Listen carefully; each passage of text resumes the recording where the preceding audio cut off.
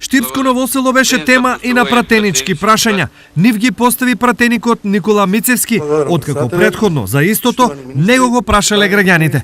Одговор од владата, поточно од Министерството за економија, Мицевски побара за динамиката на исплата на оштетата по поплавите од пред 1,5 година.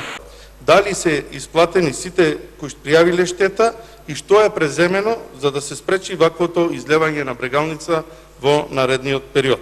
Мицевски, односно граѓаните, прашање има и за Министерството за култура, поврзано со реконструкцијата на Андонската куќа. Во моментот на лице место има градежни зафати, па граѓаните се интересираат за што всушност се работи.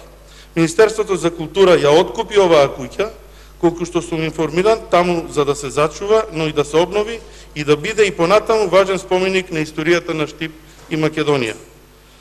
Планирано е и да се отвори музеј според моите информации. Прашањето кое што ги интересира граѓаните на Штип, а и жителите на Ново село гласи: за колку време е предвидено да завршат градежните зафати за реконструкција на куќата музеј во Ново село Штип и какви се содржини ќе има во него?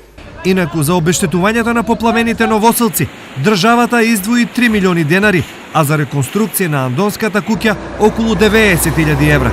Според очекувањата, работите треба да завршат до 19 декември, а во неа ќе се сместат 11 восочни фигури на значени новоселци.